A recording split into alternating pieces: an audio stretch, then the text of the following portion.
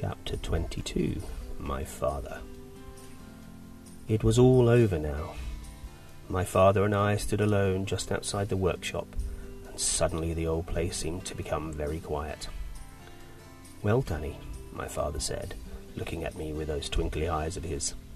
"That's that." "It was fun, Dad." "I know it was," he said. "I really loved it," I said. "So did I, Danny." He placed one hand on my shoulder, and we began walking slowly towards the caravan. "Maybe we should lock the pumps up and take a holiday for the rest of the day," he said.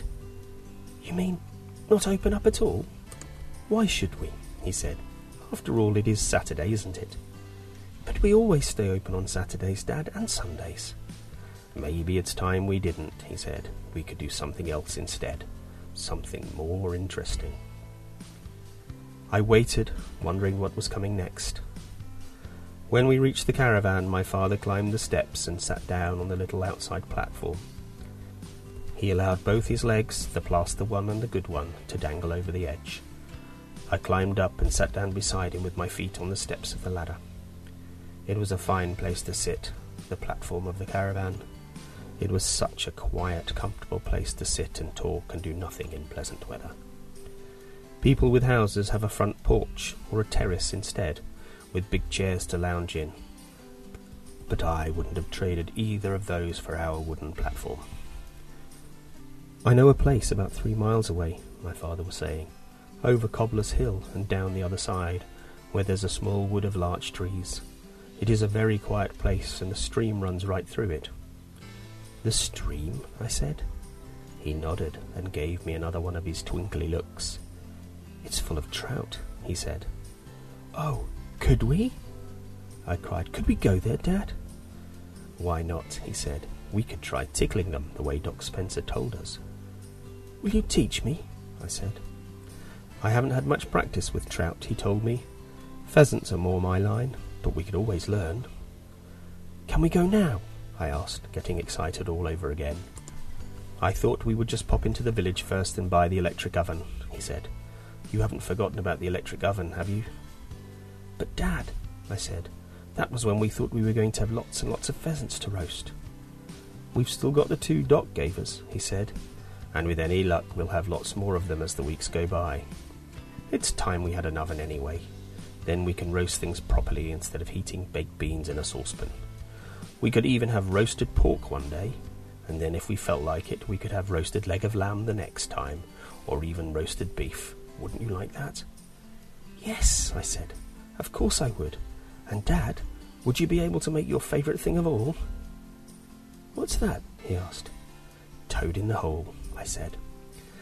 "By golly," he cried, "that'll be the very first thing we'll make in our new oven. Toad in the hole.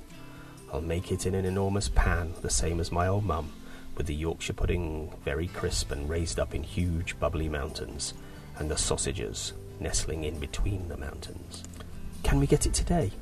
Will they deliver it at once?" "They might, Danny. We'll have to see."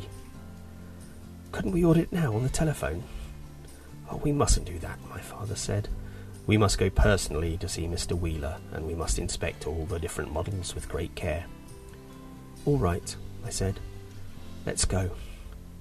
I was really steamed up now about getting an oven and being able to have toad in the hole and roasted pork and stuff like that. I couldn't wait. My father got to his feet.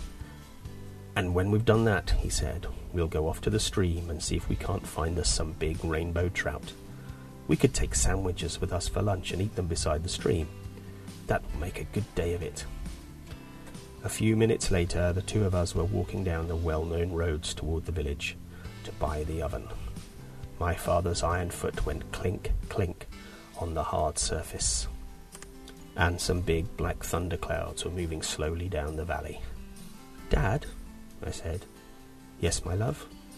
"When we have our roasted pheasant supper with our new oven, do you think we could invite Dr. Spencer and Mrs. Spencer to eat it with us?"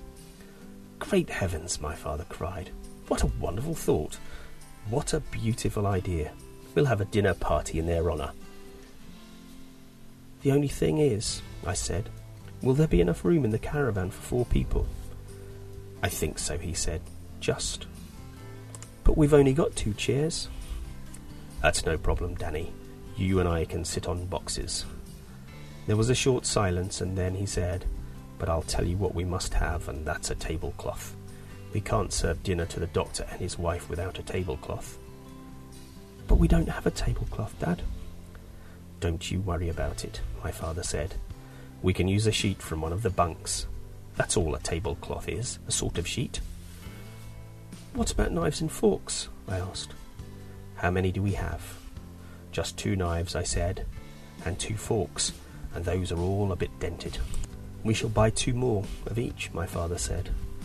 "We shall give our guests the new ones and use the old ones ourselves." "Good," I said. "Lovely." I reached out and slid my hand into his. He folded his long fingers round my fist and held it tight. And when we walked on towards the village, where soon the 2 of us would be inspecting all the different ovens with great care and talking to Mr. Wheeler personally about them. And after that, we would walk home again and make some sandwiches for our lunch.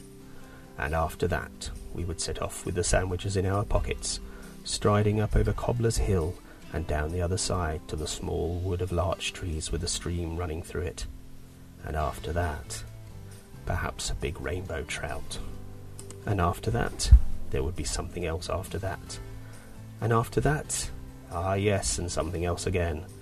Because what I'm trying to tell you, what I've been trying so hard to tell you all along, is simply that my father, without the slightest doubt, was the most marvellous and exciting father any boy ever had.